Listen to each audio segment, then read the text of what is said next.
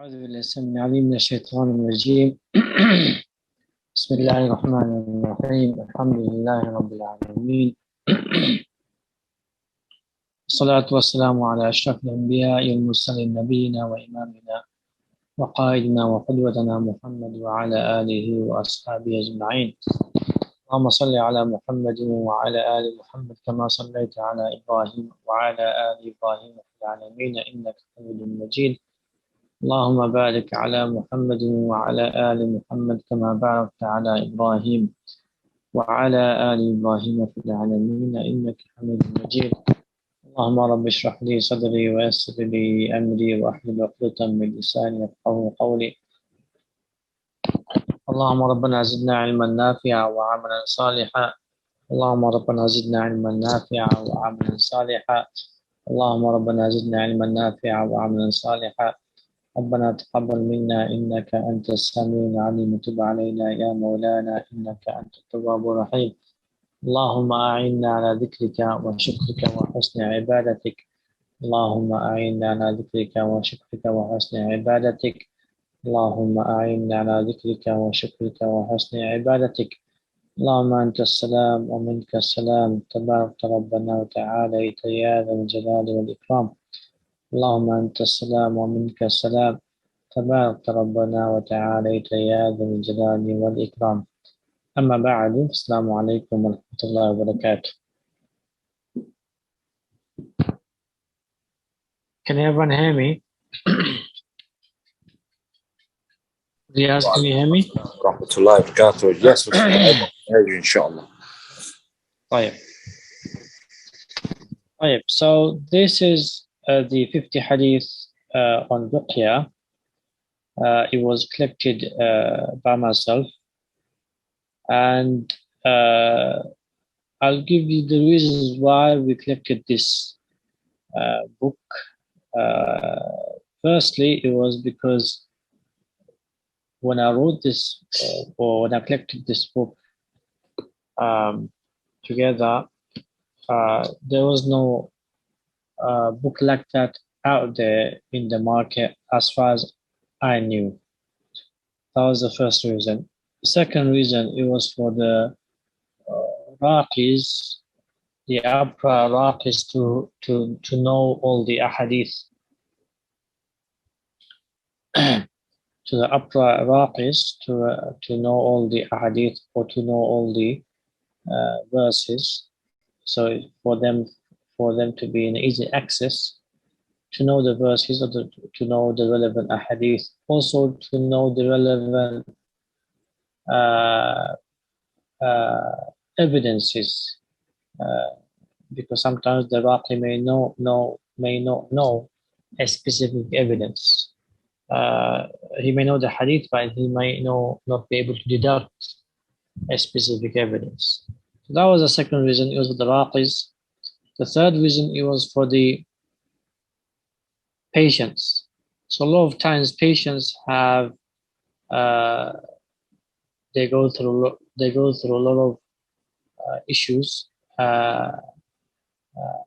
and they don't know right from wrong, or from truth from falsehood, and sometimes they don't even know sometimes who to trust or who to go to or even who to listen to or even what to do.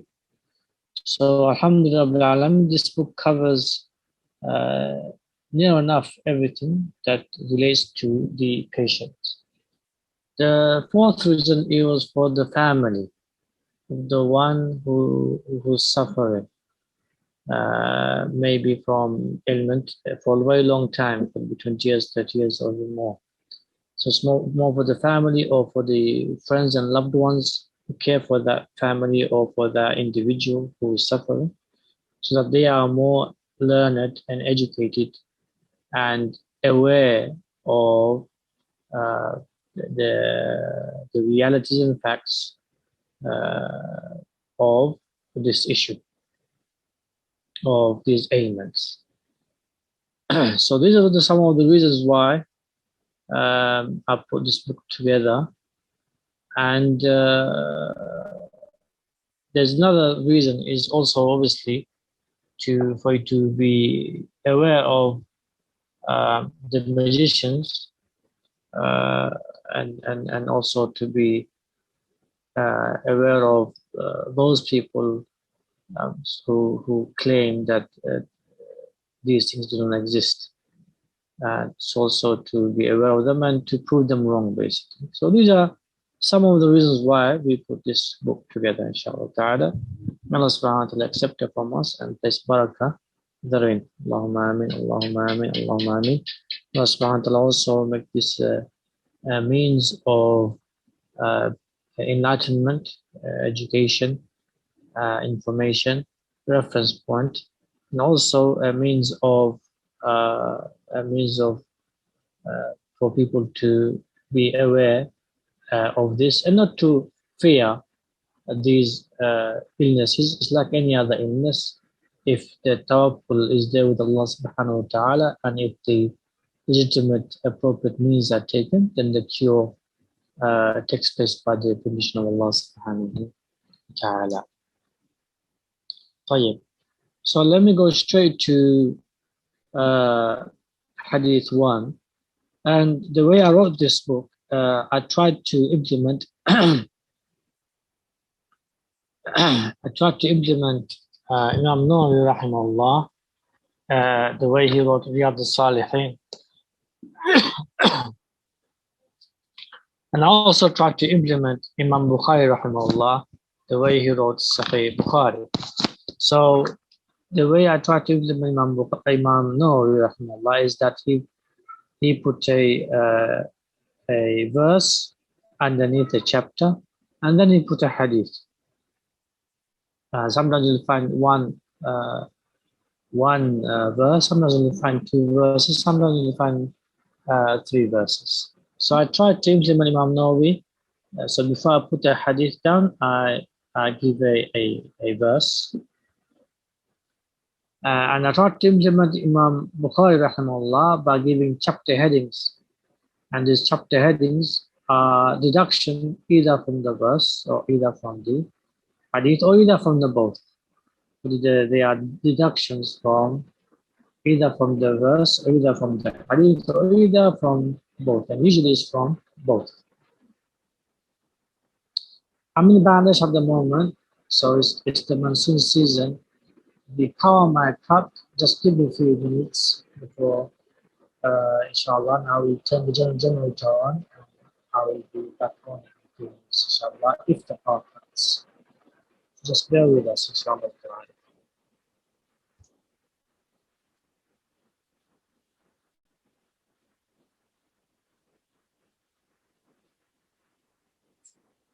So the first hadith, hadith number 1, the existence and prevalence of Sihr, magic. Existence and prevalence of Sihr, magic. Now I use the word Sihr and not magic. I put magic in brackets. Why? Because Allah subhanahu wa ta'ala and the Prophet sallallahu alaihi wasallam utilized this word Sihr.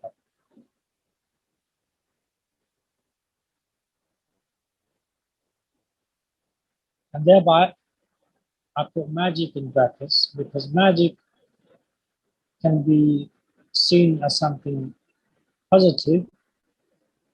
As for Sihr, it's always seen as something negative. Sihr is seen as always negative. So the word magic in English, for example, is you go to a scenery or a scene and you say it's very magical. This scene is very magical. So it can be seen as something positive in English wording or in the English language. But in Arabic, the word sihr is always negative. It always denotes negativity, and is always within it embeds evilness or evil and harm and so forth. The existence, I did not say the existence of sihr only. I used the word prevalence. The reason I did that is because sihr it's not something that exists at rarity. at the level of rarity. It's not something rare. It's something prevalent. It's something widespread. It's something that's practiced by the evil people, by the devils, shayateen, the children of Iblis, also by the shayateen from the jinns. There's also something that's utilized by human beings, the evil ones, and it is prevalent amongst the society from the elite to the very desperately poor people. Is the victims are the elite and also the poor, desperately poor, and also the oppressors can be the elite people who are rich and well off and powerful, and they can also be very desperately poor people, unable people as well. So it's prevalent amongst the society and all levels of society. Oh yeah. Then I quote a verse from Surah Baqarah, verse 102. I'm sure you all know this verse, and you've heard with this verse. Some of you may have memorized this verse. Whenever I do quote a verse or quote a hadith, I'm not going to mention the things that you may already know. I'm going to try my best to avoid the matters that you already know, or is known publicly or is known amongst the mass. I will only mention things that you may not know or you may not have come across yet. Yeah. So I don't want to prolong by giving you detailed information on matters that you already know or matters which are not relevant. So I'm just going to focus on matters which are relevant to us and matters that you may not know or you may not have heard before. So do forgive me if I don't cover everything regarding uh, a, a particular point, because you may, most people may know those matters. It's basically common knowledge or common information.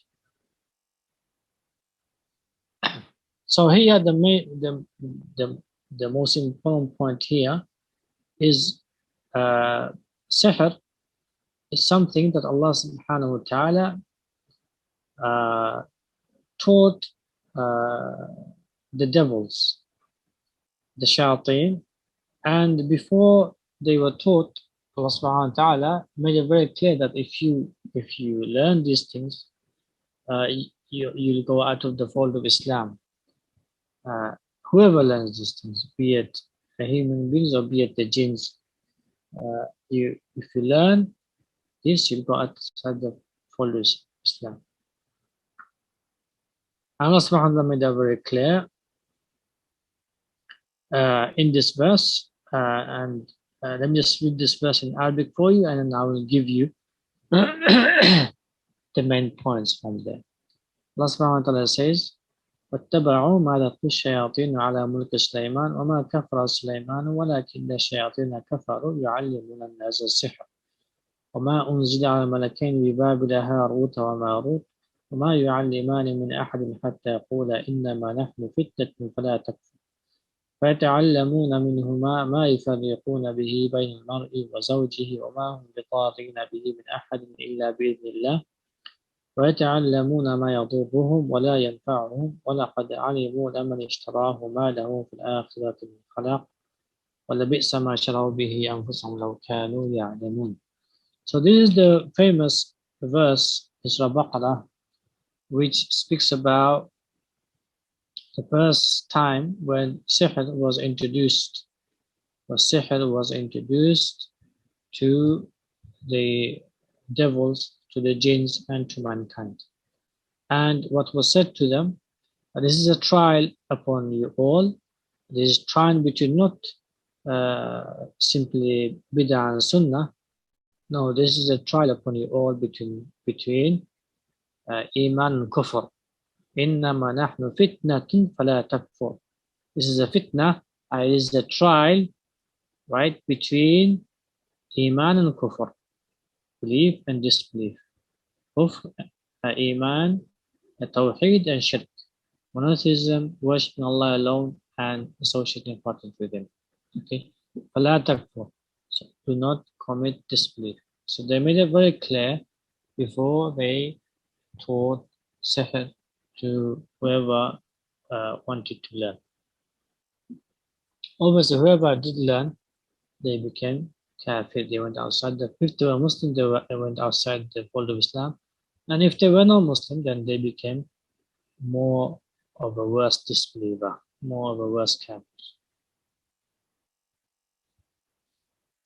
The second thing I want to point out from here, from this verse, is that the sihr, when it's done upon someone, it has to go through a specific permission from Allah subhanahu wa ta'ala. Rasulullah subhanahu wa ta'ala specified here, وَمَا هُمْ بِضَارِّينَ بِهِ مِنْ أَحَدٍ إِلَّا بِإِذْنِ اللَّهِ. So Allah subhanahu wa ta'ala specified that they do not harm, i.e. the people who learn this, right? They do not harm through it, bihi, i.e. through it, of the victim, min ahadin, anyone, illa bi'idhnillah, except by the permission of Allah. So it specifically has to go through the court of Allah subhanahu wa ta'ala. And this is important to note. Why is this important to note? Because whoever does sihr, they're evil, number one, and they want only harm. So obviously they intend the utmost harm. And if all the sihr was executed at the level of the evil people of how much they wanted, then obviously the vast majority of us and the vast majority of the people who are good people and upright people who are trying to do khair, who are trying to do good, all of us would have stopped doing good because the sihr would have stopped us from the evil people and from the evil land and so forth. And all of us would have been either a'udhu billah, and either straight away we died, or a'udhu billah, people would have gone insane, or they would have lost everything. Yeah, that shows that sihr, when it's done on people, only a little percentage of that sihr actually impacts them or affects them or is inflicted upon them. The vast majority of the sihr doesn't come through. Doesn't come through for various reasons. Number one, because people are generally, they have more good than bad. Number two, because we are Muslims. Number three, we have some ibadat that are protecting us. And the most important one is that Allah subhanahu wa ta'ala, he has to go through the court of Allah subhanahu wa ta'ala, and he gives permission of how much exactly impacts and affects the individual of the evil that was done upon him or her.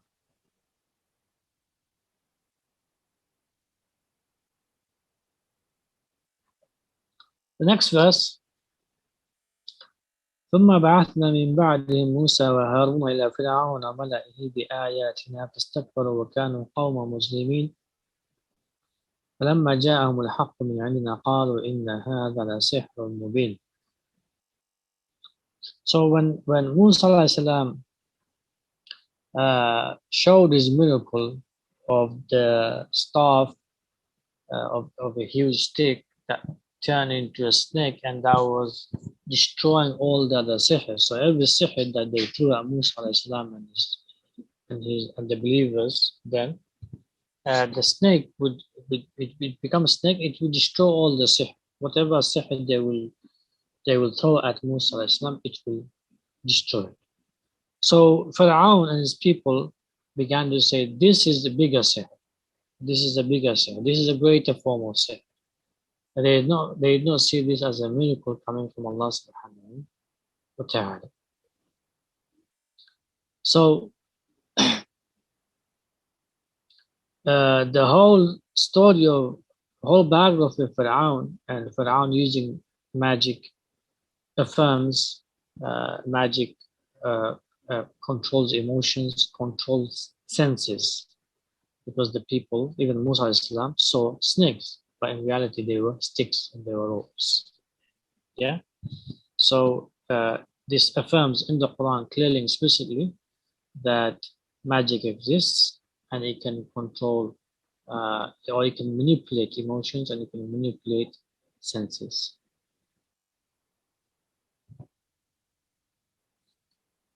Next verse.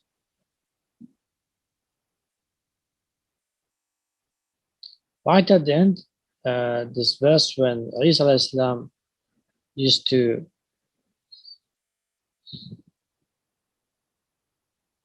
was able to speak to people, speak to babies. He was able to create creations from clay and blow into them souls, and they used to become birds. Right at the end, Allah subhanahu wa ta'ala says, فَقَالَ الَّذِينَ كَفَرُوا مِنْهُمْ إِنْ هَذَا إِلَّا سِحْرٌ مُبِينٌ. Right at the end, they said, the people disbelieved that this is only sihr. I.e., what you're doing is only sihr. So you have Harun Marut time. This was the time of just after Ibrahim alayhi salam. Then you have the time of Musa alayhi salam, and then you have the time of Isa alayhi salam. All of these times, you can say sihr existed, and sihr became prevalent from Ibrahim Islam time to Musa Islam time. It became prevalent. It became a norm of the society to manipulate people's emotions and people's senses.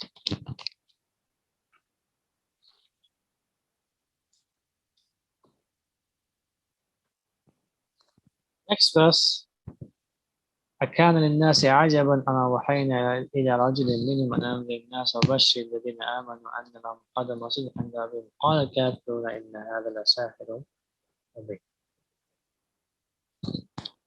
So this is Allah subhanahu wa ta'ala speaking about Muhammad sallallahu alaihi wasallam and Quraysh.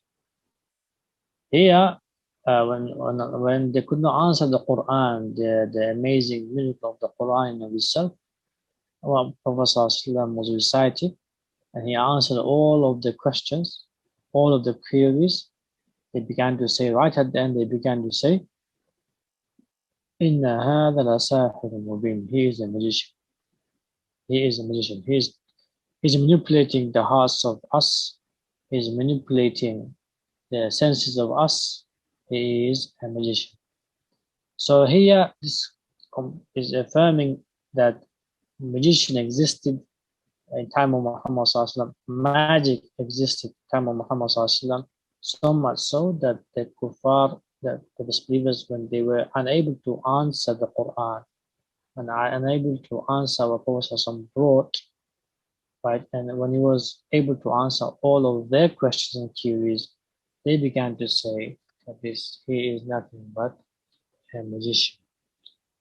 Obviously, deep down they knew he wasn't, because he doesn't act like one, nor does he behave like one.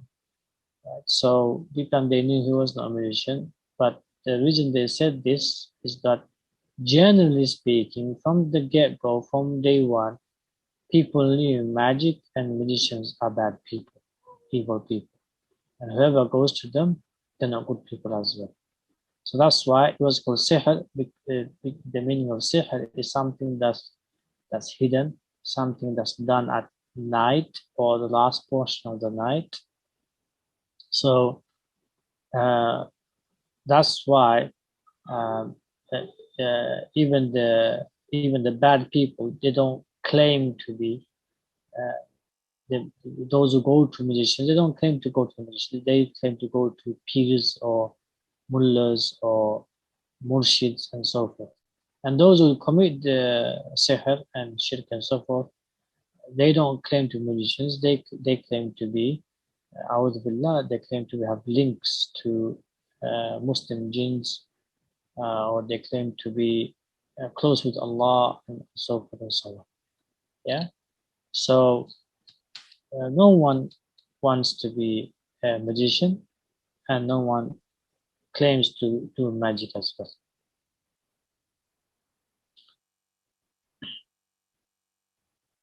So this is one of the way to make people stay away from Prophet ﷺ and not hear what he has to say.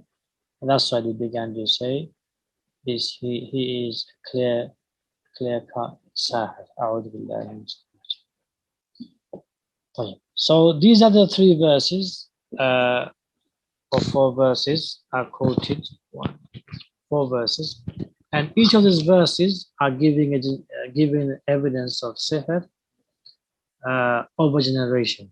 So the first verse is given the time of just after the time of Ibrahim alayhi salam. The second verse is given the time and the generation of Musa alayhi salam. The third verse is given the generation of Isa alayhi salam. And the fourth verse is given the generation of Muhammad sallallahu alaihi wasallam.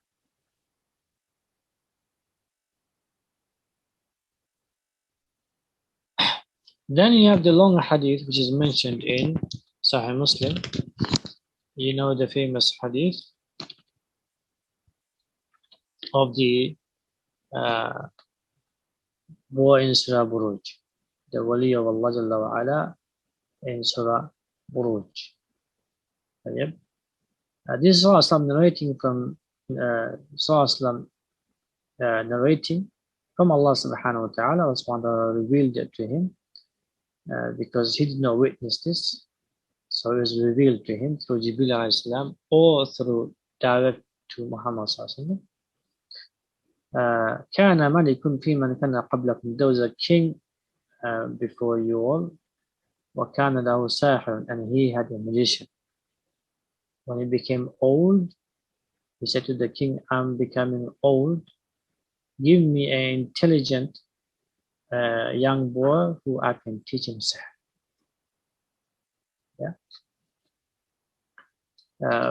You'll have this. I think you'll have this PDF, everyone. So you can read this hadith, or you can Google it. You'll find it. It's one of the longest hadith in Sahih Muslim. It's one of the longest hadith in Sahih Muslim. Eventually, obviously, we know what happened. He learned sihr and he learned tawheed. The boy learned sihr and the boy learned tawheed. And one day he wanted to see which one was factual, truthful, which one was real.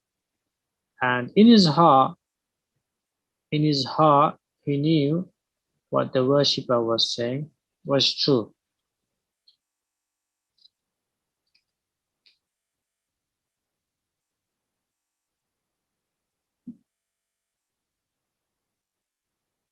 How do you know that he knew the sahir was false and the worshipper was saying is true? It's because he did not say, if the sahir, he did not do sihr on the beast that was blocking the path. Even though he knew sihr, he did not do the sihr. Rather, he said, he took a stone and he said, Allahumma in kana amru rahib ahabba ilayka min amri sahir faqtul hadhihi dab. Wallah, if what the rahib is teaching, if that is all true and is more beloved to you, then kill this dab, kill this beast. And this beast was straight away killed when he threw the stone. So here, again, I'm gonna avoid speaking. This is one of my favorite, personal favorite hadith. But I'm gonna try to avoid prolonging this. All I'm gonna say here is try to read this hadith by yourself in Sahih Muslim. Find it in Sahih Muslim. Google it. Find the number and read it. You can bring gems out from this hadith. The most important gem you can bring out is that anyone can be wali of Allah subhanahu wa ta'ala through tawheed, through worship of Allah subhanahu wa ta'ala. And the door of wali of Allah, to become the wali of Allah subhanahu wa ta'ala, is fundamentally is tawakkul, and having full reliance and trust with Allah subhanahu wa ta'ala at the ultimate level. The more you work on your tawakkul in the ultimate level with Allah subhanahu wa ta'ala without having any fear or without having any hopes where Allah subhanahu wa ta'ala did not put any hopes or fears therein, you can have no fear. Ultimately, you only fear Allah subhanahu wa ta'ala. Ultimately, you only show love to Allah subhanahu wa ta'ala, your devotion to Him. There's nothing to fear. You don't need to fear anything. And if you take all the necessary means, all the legitimate, appropriate means. After that, whatever happens, it is the will of Allah subhanahu wa ta'ala. Be content and satisfied with it. Allah subhanahu wa ta'ala will reward you, will elevate your status and rank, and you'll become one of the people from amongst the awliya of Allah subhanahu wa ta'ala. So here the main point of this hadith I wanted to bring in this chapter is that sihr existed and it was prevalent. It was prevalent. Why was this king employing this sahir? It was to manipulate people's emotions and control them, and also to put fear in them. That if you do anything, I will utilize the sahir to harm you. What does the sahir do? Obviously, it manipulates emotions mainly. Manipulates emotions and manipulates senses. The worst thing they can do is make people insane. That's the worst thing they can do. The least thing they can do is internally manipulate some of the emotions, some of the feelings. So you may want to dislike someone, but the feelings will say to like that person. You may want to like someone, but the emotions may, the surface emotions might tell you, or you may feel dislike towards them, or you may feel like towards them, depending on what the sihr wants. Yeah, so that's how they manipulate the emotions. Same with the senses. For example, the king is becoming old, the sahir becoming old. But when you go in front of the king or with this magician, you see them young, you see them healthy. Yeah, so they manipulate the senses.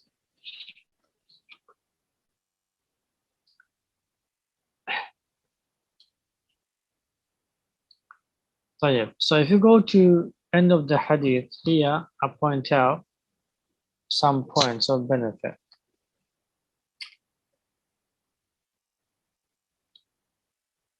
Points of benefit. Sihr was not only known and taught within societies, it was utilized to its maximum level. Yeah. So the elite, they utilize sihr at the maximum level to manipulate and hold on to power and authority and execution of authority and power. So, and to manipulate people's emotions and senses. Yeah. Number two, the powerful have always utilized sihr to manipulate the people's emotions and perceptions. Number three, Iman, Tawheed, bonding with Allah and Tawakkul, trust, reliance in His power are the only ultimate protection from all evil and harm. Ultimately, even if one goes through sihr and they are cured, Allah cures them, right? But the ultimate protection is in tawakkul in Allah, belief in Allah, tawakkul in Allah, trusting and relying upon Him is the ultimate protection, ultimate cure from every harm. Yeah. So all of us have to work on making that bond with Allah subhanahu wa ta'ala through His worships, personal worships, and the Fard Kifaya worships. We have to be proactive in our worship, and we have to be proactive in our tawakkul, making sure that our ultimate hope, fear, love, devotion, whatever befalls upon us, so ultimately we are relying and trusting upon Allah subhanahu wa ta'ala. We take our means, yes, to cure ourselves, to protect ourselves. Ultimately, we are content with Allah subhanahu wa ta'ala's decree and knowing that He is rewarding us all the way through, more than we can imagine. Our status and our rank are being elevated from every difficulties and trials and tribulations and challenges we are going through. And thereby we are content with Allah subhanahu wa ta'ala's decree. Number four, du'as are a means to protect and cure oneself from sihr and any other illness when every other method of treatment and remedy fails. Du'as are always a means of cure, my brothers and sisters, but it is more of a means of cure when every other remedy and treatment fails. So if you find that all the other treatments you've been going to Ruqya, going to Raqi, you're doing the Wusul, you're applying the oils, you've gone to Umrah, Hajj, then focus on dua. Focus on dua. Focus on dua. They are the times as well. So between adhan and iqamah. Between adhan and iqamah. After any secret deed. After any secret deed. Jumu'ah day.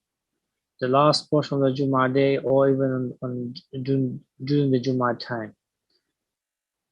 Utilize those times. Ask your parents to make dua for you. Ask your teachers to make dua for you. Be around righteous people, and they will know you're going through challenges and difficulties. Indicate to them you're ill, or right. Let them make dua. Give where people are desperately in need, and then they will make dua for you. So the orphans, the widows, if they are poor, the orphans, if they are poor, the people who are desperately in need of shelter, give them shelter and so forth.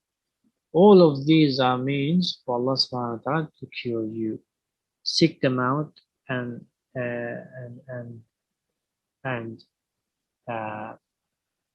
enact them with the intention to cure yourself and to protect yourself. So, for example, this person, he is to cure people simply by making dua. The boy, he cured the blind person simply by making dua. Yeah. And there's so many from our biographies of our heritage and our rich history. So many miracles took place, right? By men, by women, by young, by old, just by making dua. Just by making dua. Okay. So make duas. Another tip I can give you. For example, the best of our role models,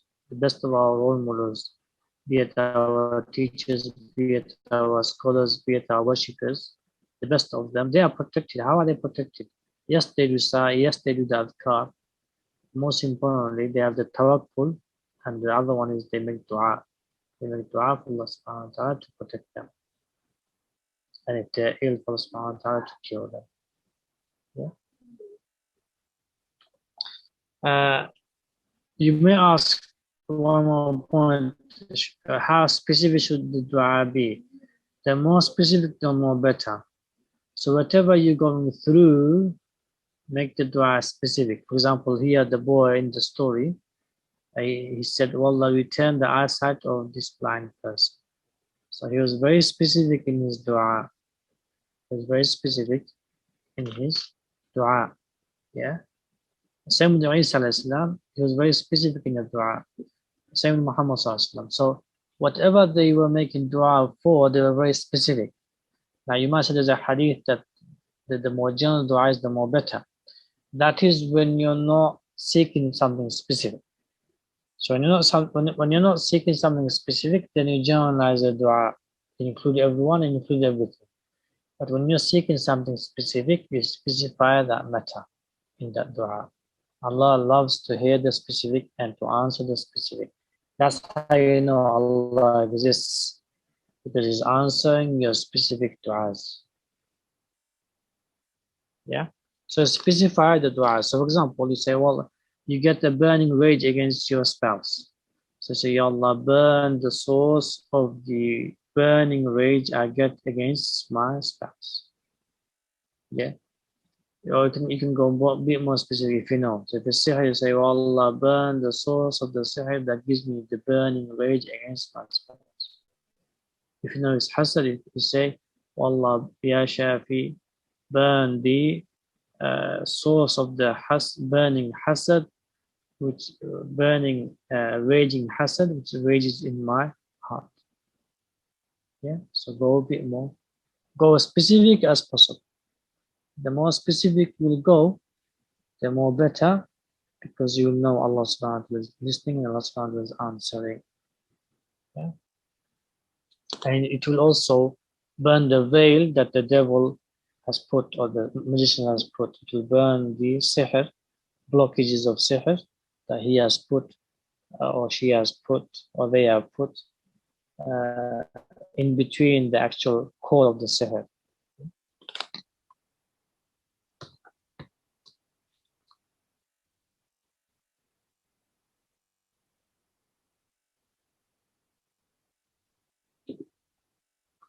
Number 2, hadith number 2.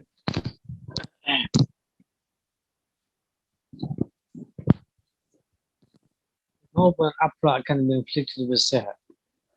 The noble and upright can be inflicted with sihr. This is just to let everyone know that it's not that if you're an evil person, or if you're a bad person, or if you're antisocial, or if you're uh, committing sins, that's why Allah has punished you with sihr. No,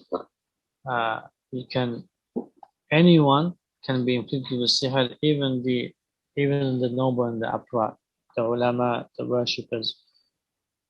And you'll be surprised how many ulama, how many scholars, how many worshippers are inflicted with sihr. You'll be surprised. And most importantly, for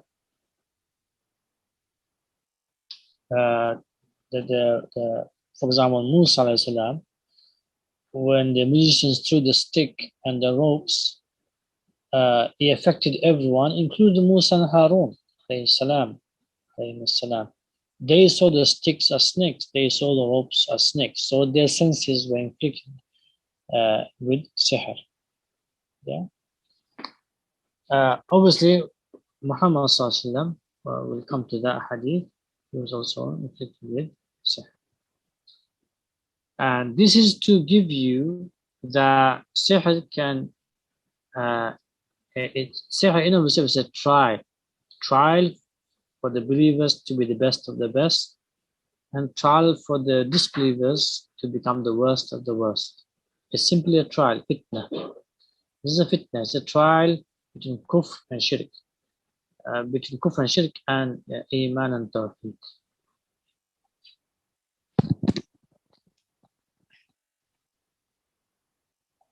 I'll read.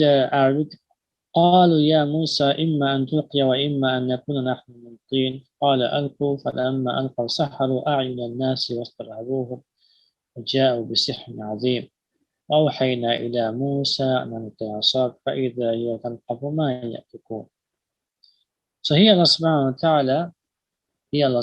ta'ala is speaking about the reality of what took place in front of the whole qawm of Bani Israel and the qawm of Firaun and his regime. In front of everyone, the magicians threw the sticks, threw the ropes, and it became huge snakes. Yeah, and lots of them, so much so that everyone got scared. Even Musa Islam got scared. Even Musa Islam and Hassan got scared. Allah subhanahu wa ta'ala made them firm, and he said, he revealed to Musa Islam to throw the staff. Throw the staff, and the staff then became a huge snake, and it began to eat away the ropes and sticks. And Allah subhanahu wa ta'ala even here mentions they came with the, he's testifying that whatever they knew, all of these magicians, they knew the sihr up to the highest of levels. So it was not only that the ropes and the sticks became in the eyes of everyone, including the prophets, it became snakes. When it became snakes, it was just not just roaming around. It was going after people. It was going lot of wise people who talk about this, they don't talk about this part. Why were they scared? Why were they fearing? Because it was going after them. These snakes, obviously the ropes and sticks, but people were seeing them as snakes, huge snakes, venomous snakes, and they were going after people. Yeah, that's why Musa is coming scared.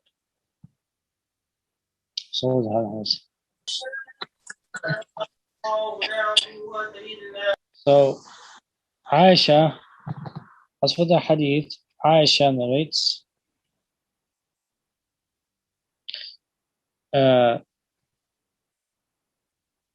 سحر النبي صلى الله عليه وسلم. Aisha narrates that صلى الله عليه وسلم was inflicted with sihr. كان يخيل إليه أنه يفعل شيء وما يفعله. He used to think, he used to imagine that he went to his wives and he had relations with them and he came back. All of that he used to imagine. It was all an imagination. It never used to happen. And then they would come to him and say, you have not come to my house. He would say, yes, I went. I went to your house and I was intimate and I came back. They would say, no, you did not. That took place for quite a while until Prophet began to weep and make du'as to Allah subhanahu wa ta'ala and beg him for cure. And alhamdulillah, eventually the two angels came and told him, informed him where the sihr was done, where it was, how it was done, who did it. All of the information was given, and he sent Sahaba to that place, and he also went with them. And that shows that sihr, it needs a collective work. It needs people's support. It cannot be done alone. To fight sihr, you need, especially if it's severe, you need a collective group of people, support network, a support group, be it family, be it friends. You need a support group, be it relatives, to help you and support you and see it through to your cure, especially if it's severe. So here Sallallahu went with the Sahaba. He dug the place. He found his hair there. He found his comb there. He untied the knots. There were 11 knots. He untied them. He also found in another narration a doll which had pins. Every time he took a pin out, he felt pain. He felt pain. It was very difficult pain. And when every time he took the pin out, he felt the pain. Every time it was out, he felt the relief. We all know the hadith, these are hadith, and that's why I'm just gonna give you the points from these hadith.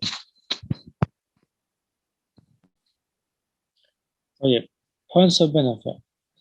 The affected is capable of uncovering who perpetrated the sihr, why and how. So you are the one who is inflicted, not somebody else. You who's inflicted, the one who has oppressed you, you can know who is oppressing with the sihr. How? Dua.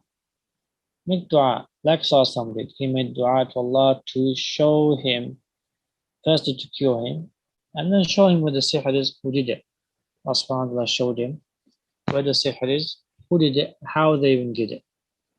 And I'm sure you have heard people, have seen people who have done the sihr and where they have buried, how they buried it, all of that they've seen it in the dreams. And then when they wake up, they go to that place, they find exactly what they saw in the dream.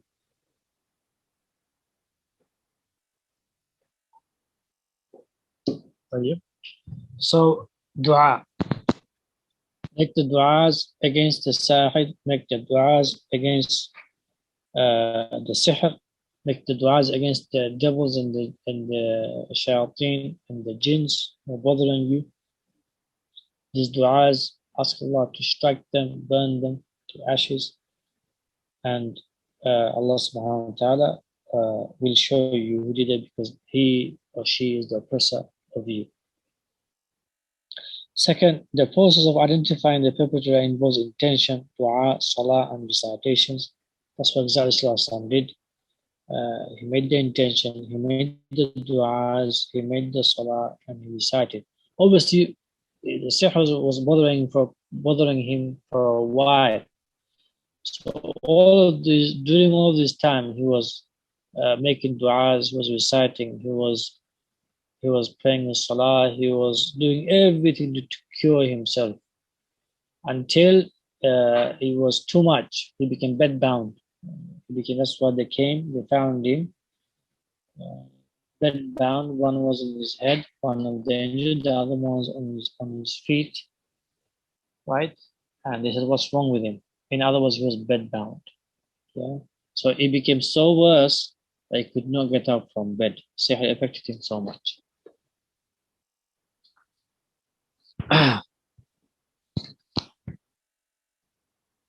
Number 3, sihr is commonly perpetrated by people known to the victim, who have vested interest, typically due to envy or greed.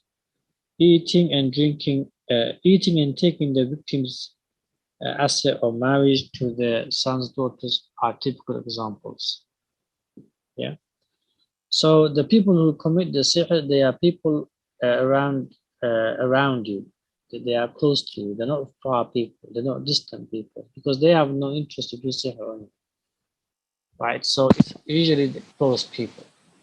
And not only close people, the second thing to look at is, do they have an interest in doing sihr on us, on the family, or on Musa? If both of these boxes are ticked, so yes, they're relative or they're close people.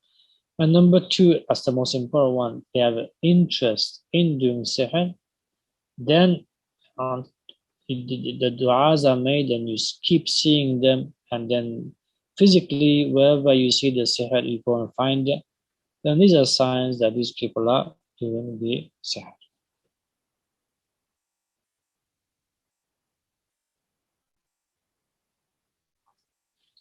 Number 5.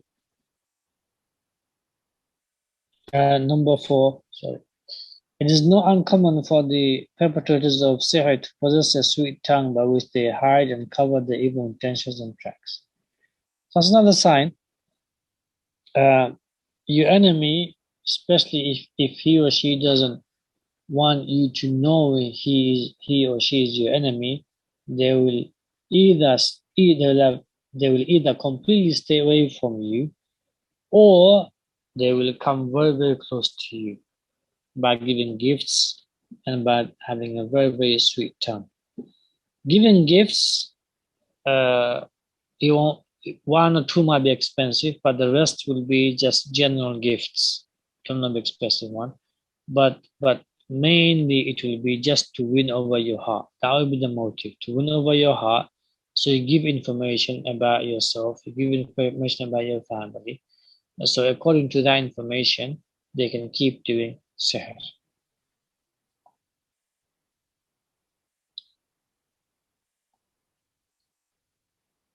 The source of the illness, sihr, jinn-possession, evil eye, may be shown in true dreams, or by reciting and making du'as to see it. And Allah may show it while the person is awake with eyes closed or open. When asleep, it is categorized as a true dream.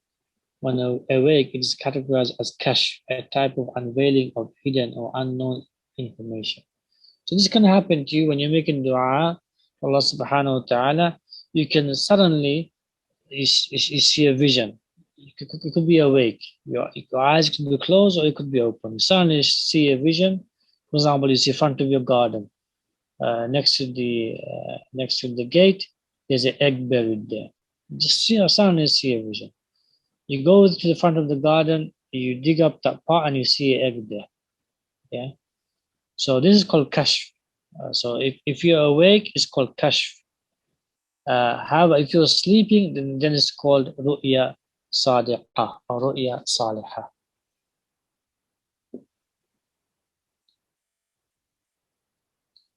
Number 6. Prophet saw the 2 men, angels, while he was sleeping. However, his dreams or visions are real, i.e., it actually takes place in the physical realm of this world. The scholars agreed that he could have seen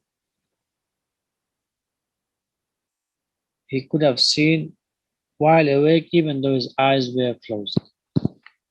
Meaning that this incident could have taken place while he was awake, not actually whilst he was asleep. Yeah. Number 7, sihr typically worsens before it gets better. This is something you all need to, the families and everyone else, including the victim, needs to be aware that it gets worse before it gets better. Why is that? A lot of people don't understand why is that so. Why is that so? Is because the person who did sihr, they do sihr in layers. It's not just one sihr. They do layers of sihr, and at the core of it is the worst part. At the core of it is the worst part. So they did the main sihr. They did the main sihr, the core sihr, and then around it they put other barriers and other obstacles. Yeah, around it, veils around it. Right? So the more closer you go to the core, the more worse you're getting, because you're going to the main sihr. It's triggering the main source, the main sihr, the original sihr. So you'll get worse and worse. That's a sign you're getting better. That's a sign you're getting to the main sihr. You've broken the barriers and the veils which I have put around the main sihr. I'll give you an example practically. So practically, for example, the person, when we talk about Ruqya, he doesn't want to listen. He doesn't believe it. So he doesn't want to believe it. That's not the main sihr. He or she doesn't want to believe in sihr, or he or she doesn't want to hear about Ruqya. That's not the main sihr. That's a veil of sihr. That's a barrier of sihr. So that barrier, what does that barrier do? That barrier doesn't allow him or her to even believe in the sihr, or even acknowledge he or she is inflicted with sihr. So it's just a barrier. Now, for example, he or she does believe in it. He or she acknowledges, you know what, there might be something wrong. Why? Because I'm always raging against my spouse without any reason. Without any reason. There's no reason why I'm raging. Or there's no reason why I feel anger, or why I feel this burning anger in my heart against my spouse. Or for example, I'm a general educated or learned or generally good person, or generally I'm average looking person, but how I'm in my 30s or I'm in my 40s and I still don't get any proposal. Or whoever comes for proposal, I don't like to look at them. I don't like to even see them. I don't want to even know about them. So suppose they start believing now that there can be something. So now they've broken the barrier. Then they're like, let's go to Raqi. As soon as they go to Raqi, now they're getting closer to the actual sihr. What's the actual sihr? For example, for them not to get married. For example, for them to divorce their spouse. That's the actual sihr. Now they've gone to the Raqi, they're reciting, the Raqi is reciting, they're taking the means. Now they're going to the main sihr. So now it's going to get worse because they're going to the main sihr was done for them to separate or for them not to get married. Yeah? So it gets worse.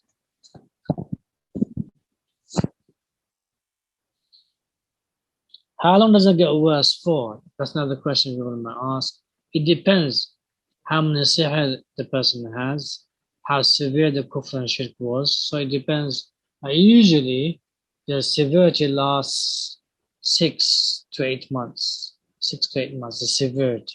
After that, alhamdulillah, the rest of it gets easier and easier.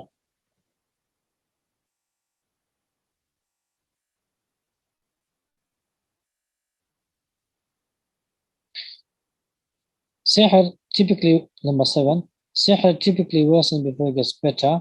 This is also the case for jinn-possession. Why? Because the jinn doesn't want to let go. So when it's being attacked through the recitation or through du'as, he attacks you back because it's arrogant and stubborn. It thinks it can fight. So it fights with the Quran, it fights with the dua. It fights with qadr, right? But then it gets weaker and weaker and weaker. The more you persist and the more you insist. It is obviously apparent that the Prophet ﷺ from the onset of the illness fought it with his human mental strength and worship, tawakkul, sabr, patience, recitations and du'as and salah and so on, sadaqah and so forth. However, it progressively worsened as it continued for weeks until it took hold of him so terribly that he pleaded to Allah at length through dua for the relief, and then the relief came. So it got worse before it got better. Yeah. Number 8. The victims of sihr or jinn-possession, for them, that which they are inflicted with is no longer within the realm of the unseen, ghaib. So now it's become part of their physical realm because now they can feel it. For example, they can feel the rage, they can feel the anger, they can feel the whisper, they can hear the whisper. Yeah, they can feel something moving through the legs or through the head. Yeah, so it becomes part of the realm. It is not rape for them. It's rape for somebody else who's sitting next to them, for example. It's rape because they can't feel those feelings. They can't see what he or she is seeing, shadows, for example, or ugly females or ugly males or dark males and so forth. All of these become from within the realm of the victim. So they feel, sense, hear, or see things which others cannot feel, sense, hear, or see. Subsequently, when they intend to see these matters through du'as and recitations, they can see them irrespective of if they are awake or asleep or eyes open or closed, as these things are now already with them, present within his or her material physical realm. So now, for example, you're feeling the rage and you make dua, Allah burn this rage. You see the shadow, and so you're awake, you're seeing the shadow, you raise your hands and say, Allah burn this shadow. Because they're part of your realm, you can make those du'as because you can see them. And even if you can't see them at that point, but you saw them yesterday or you saw them just a second ago, make that dua, make that intention, recite that Ayatul Kursi, and intend to burn that shadow you just saw a while ago. Sihr can affect the senses and the physical manifestation in action and reaction. So, sihr, for example, a person is raging in anger, he or she can feel the rage, and then the manifestation of that is he or she raises the voice against the spouse, or shouts, or punches the wall, or so forth and so on. All of these are manifestation of the actual rage.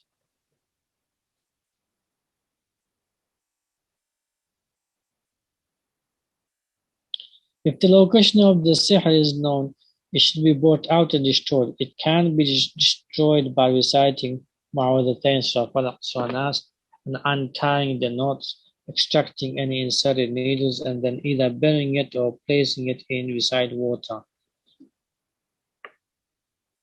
Burning should be avoided unless there's no way to untie this knot or to get this needle out, except to burn it. Then recite the Ruqya verses and surahs with the intention and make the du'as and then burn it. For example, an A'udhu Billah, an idol, for example, is made out of steel, and obviously that you can't do anything about it except to burn it as much as you can. You can put it inside the water and then burn it as much as you can.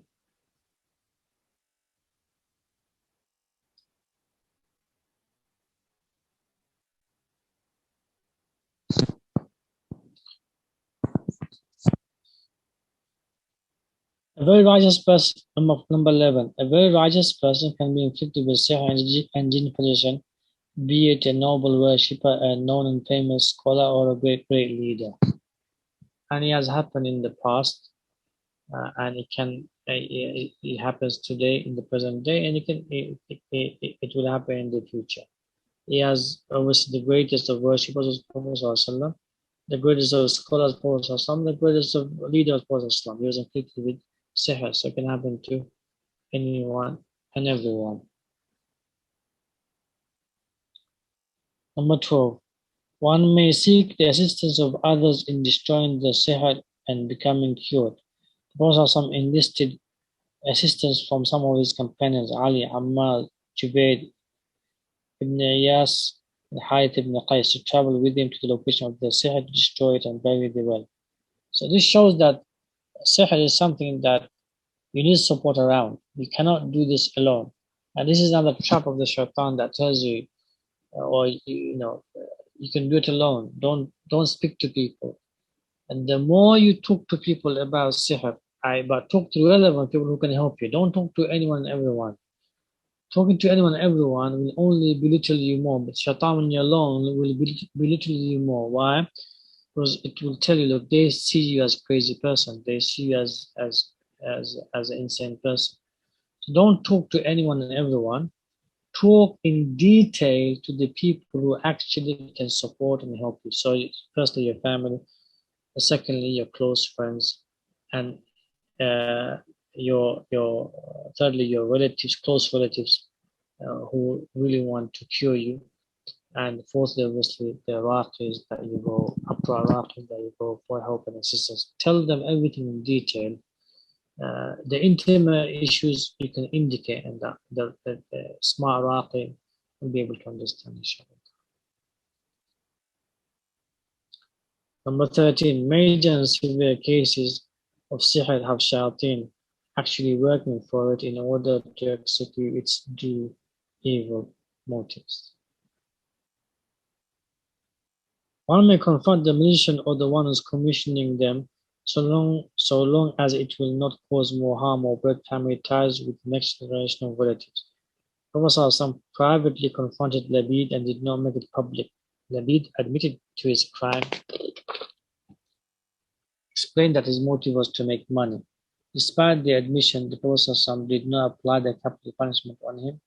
Labid disguised himself as a Muslim while he was actually a Jewish munafiq.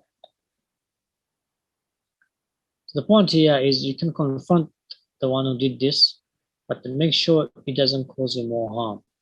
If it causes you more harm, or if it begins to cut ties with the next generation, then not confront them, just try to cure yourself and protect yourself and your family. Number 15, the victim ought to inform his or her family what is happening so they can understand, especially if their rights are not being honored due to the sihr and jinn-possession.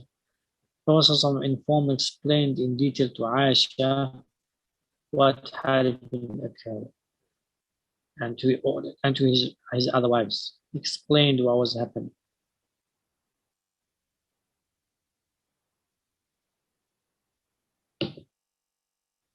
Extra means extra. Extra or more. Intentional, proactive, spiritual, and physical means are adopted than the usual means for cure, because extra harm has been inflicted. So because they went to extra lengths to inflict harm on you, you also need to take extra measures to cure yourself, because they committed extra kufr, they committed extra shirk, they did something extra physically also. So you have to perform, enact extra ibadat. You have to be in a higher level of ibadah, of iman and tawheed and tawakkul and patience, and also you have to take the physical means. We still take physical means. So they took physical means going to the Sahih took physical means of worshipping the devil, a'udhu billah, and then he physically took maybe hair, pictures, nails of you to commit the Sahih. So you also have to take the extra means to take away these words he uttered of sihr, to remove them, to burn them, by reciting the verses that will burn the words of sihr, and the nails and all of that he took and did the sihr with. You have to burn that away through the showers, the oils, the black seeds, the honey, and so on. Number 17. It does not matter how severe the sihr is, the affected can be cured of it fully by taking legislative means. Yeah. So it doesn't matter how affected you are, you can be cured. Why? Because the Messenger made it very clear that the Majnoon can be cured. The one who is insane can be cured. So as I said, رُفِعَ الْقَلَمُ مِنْ ثَلَاثٍ. The pen has been lifted from 3 people. One of them is Majnoon, he said, the one who is insane. حتى يفيق, until he gets back his sanity. So the pen is lifted until he gets back his sanity. What does that mean? That means the Majnoon can be cured. So if the Majnoon can be cured, they can be cured. How can that take place? It can take place through dua. It can take place through sadaqah. It can take place through Hajj and Umrah. It can take place through sacrificing for the sake of Allah subhanahu wa ta'ala animals, slaughtering animals and feeding the poor. It can take place through dua of a righteous person in ghaib. It can take place through your worship. It can take place through you doing Ruqya, the Majnoon person. So all of these means through which the Majnoon person can get cured. And Sihr, obviously at the minimum level, it can be within the category of Majnoon.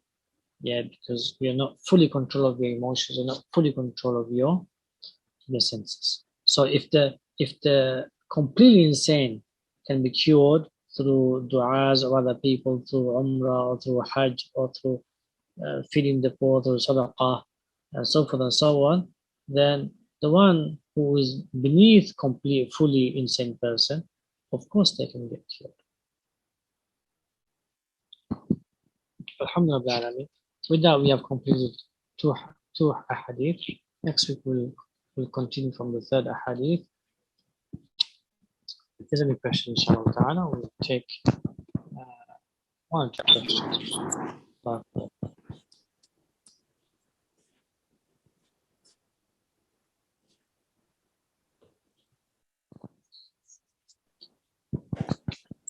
Ustad, Assalamu alaikum wa rahmatullahi wa barakatuh.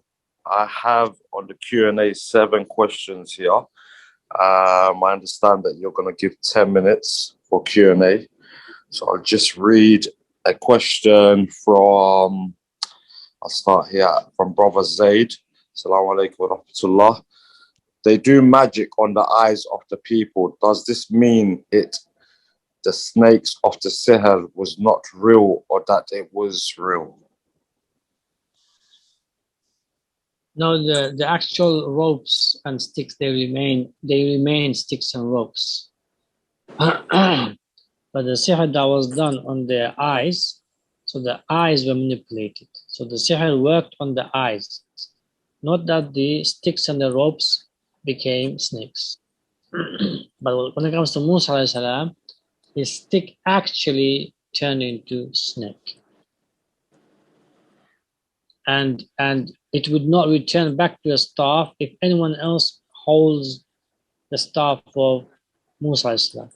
Only when Musa alayhi salam holds the staff, it will become a staff. That was his miracle.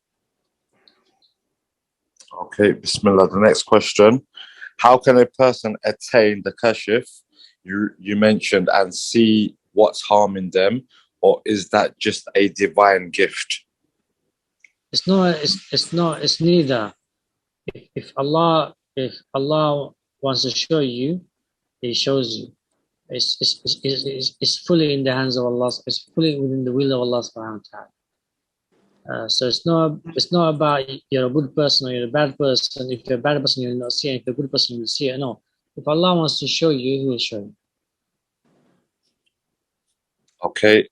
Next question. What are the ways of treatment? Also, is it better to get a righteous person to recite surahs and blow on you, or should it be yourself? The treatment plan, you're going to find it on our website, inshallah. The comprehensive treatment plan is there, inshallah ta'ala. As for should you be a righteous person, firstly, every Muslim by default is righteous at a level. Every Muslim, every true Muslim is righteous at a level. So you're righteous. Don't think negative of yourself. You're righteous. If you're prostrating, you're righteous. If you're making dua to Allah, then you're righteous. If you're fasting, then you're righteous. If you're performing Hajj and Umrah, then you're righteous. If you're giving Sadaqah, then you're righteous. If you're doing good to people, then you're righteous. If you don't want harm on people, then you're righteous. Don't belittle yourself. And second is, if you are unable to do the self-ruqya treatment, and you're unable to fulfill the obligations, either the obligations to Allah subhanahu wa ta'ala, towards Allah subhanahu wa ta'ala, or towards the creation, so towards your parents, towards your spouses. If you're unable to fulfill the obligations, remember this statement I'm saying. So if you're unable to fulfill the obligations towards Allah subhanahu wa ta'ala and towards the creation, like your parents, like your children, like your spouse, then and you're unable to do the self-ruqya, right? Or the self-ruqya is not strong enough as you ought to have, or as you ought to be, then go to an upright raqi. And an upright raqi, the way I say it is he needs to be a scholar, or she needs to be a scholar. Scholar meaning that she at least knows the field of ruqya from the Quran and Sunnah. So he or she knows like these verses and these ahadith that are in there. Not this book, but he or she knows these verses and ahadith, right? Not quoting as well. He or he doesn't have to quote them, but he or she knows them and knows the practical application of them. So an upright is someone who is a scholar as well, then that's better to go. And also someone who is older and mature, so not young. Someone who's like above 40 plus is best to go to that person, he or she. So firstly, an upright is obviously upright means righteous. Everyone, how do you know he's righteous or she's righteous? Righteous people talk about him or her as righteous. That's how you know. Secondly, they are scholar. Scholar means they are scholar in the field. They know Quran and Sunnah verses and ahadith related to Ruqya. Thirdly, they know the practical application of it. And fourthly, they are above 40. They're mature. They're wise and smart. They're not gullible. They're not naive. And they are not easily deceived by the devil or the shaitan.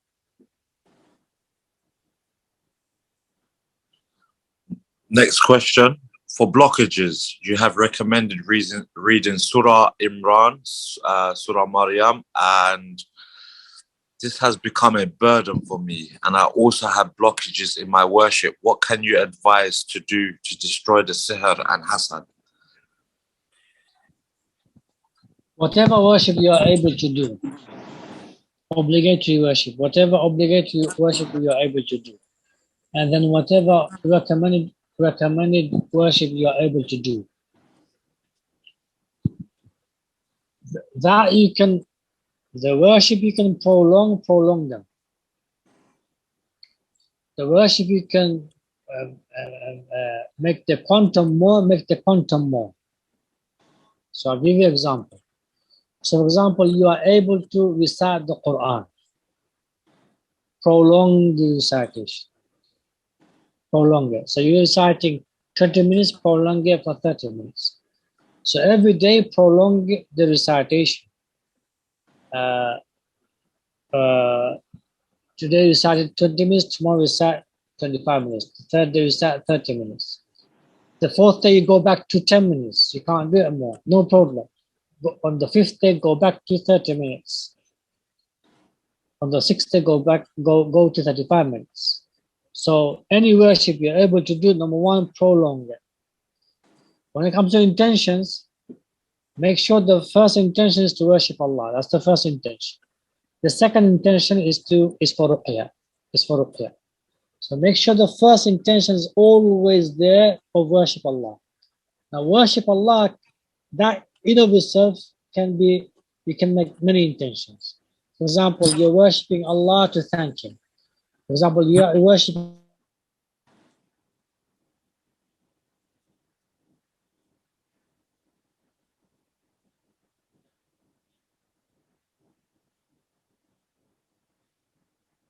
Ruqya for Sihr. You're seeking Ruqya for Ayn. You're seeking Ruqya for Hasad. Yeah? So you can go specific in the Ruqya intention. Thus prolonging the recitation. Same with Salah. Prolong the standing. Prolong the ruku'. Prolong the standing after ruku'. Prolong the sujood. In those prolonging intent, what I just said to you, intent the above. So go specific with the worship intentions, and then go specific with the ruqya intentions. The more specific we go in those worships, the more you'll attack the source of the magic, or the source of the evil, or the source of the envy. That's prolonged. What about the quantum? The quantum is, for example, لا إله إلا الله وحده لا شريك له له الملك وله الحمد وهو على كل شيء قدير. وبسم الله الذي لا يضر مع اسمه شيء في الأرض ولا في السماء وهو السميع. That dua, this adhkar. The quantum, make it 1,000. You do 10, make it 20. You do 20, you make it 30. You do 30, do 40. You do 40, do 50. Increase them every day. You do 100, do 200. You do 200, do 300. Increase them every day, obviously with the intentions. The intentions are, I always say, the intentions are more than half of the cure, or half of the cure. Why? Because they intended against you when they blew. So they intended. So when you intend, you're burning away their intentions, their evil, harmful intentions. How that's clear. Okay, Ustad, how many more questions would you like to take? Because there's quite a lot of questions here. 5 minutes. 5 minutes, inshallah. I'm just trying to look out for the main ones, inshallah. Brothers and sisters, a lot of the questions here, I would advise you to go to the Fitrah Center website and look into the treatment plan. That will help you, and that will help answer your questions as well, inshallah. So you can go to the Fitrah Center website and look at the treatment plan. And there's an article there as well. There's also articles on most of the topics.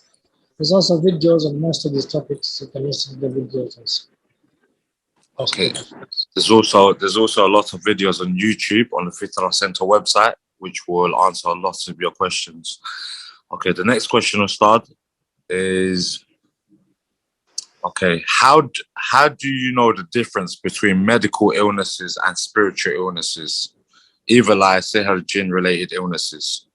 How would you know the difference? Note this down, everyone. Note this down, brothers and sisters. So the way to know the difference is, when you intend ruqya from sihr, ayn, and hasad, each one separate them. So, for example, you're doing ruqya against yourself against sihr. You recite Surah Fatiha, you blow into your hands and you wipe your whole body. You keep reciting Surah Fatiha, blow into your hands, you wipe your whole body against sihr. You keep reciting Surah Fatiha, blow into your hands, wipe your whole body. So, Falaq, Ayatul Kursi, the face. You keep doing that, intending to burn away the sihr that's on you, right? Wipe your heart. If you feel any negative emotions, like rage and anger, wipe your heart. Wipe your head if you feel cloudy or headaches. Whilst you're reciting Surah Fatiha. If it increases or if it decreases, straight away, that's the key point. If whatever you're going through increases or decreases straight away whilst you're reciting, then that is spiritual. So if you're intending against sihr, then that's sihr. If you're intending against hasad, that's hasad. If you're intending against ayn, that's ayn. Yeah? So If it goes up straight away or if it goes down straight away, then that's the ailment of Sihr Ayn al-Hasad. However, you're reciting Surah Fatiha and you're blowing on your arms. If, for example, you've got a shoulder pain, you're reciting Surah Fatiha, you're reciting Surah Fatiha, you're reciting Surah Fatiha, you're reciting Hadith, you're reciting the Qur'an. Doesn't go up straight away, doesn't go down straight away. Straight away, remember, it's straight away. It has to be straight away. Doesn't go up straight away, doesn't go down straight away. After a while, it's still the same. After a while, still is the same. Yeah? The pain is still there. Like that same level. Then that is medical. And that is medical. Okay, we'll take the last question now, inshallah. And just to let the brothers and sisters know, any Q&As need to go on Q&A, not onto the live chat. So the last question we'll take is, can you intend destruction of Sihr for Fard Salah? Yes, to be a secondary intention. So first primary intention is you're worshipping Allah subhanahu wa ta'ala.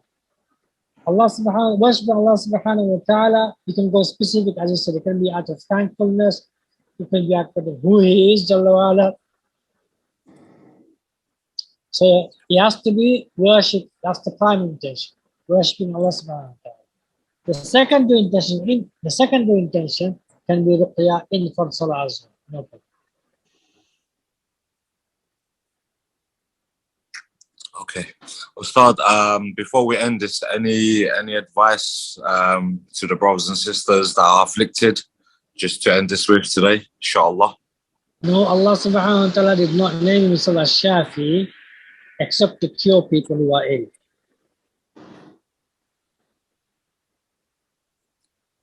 So call Him, seek Him, ask Him to cure you.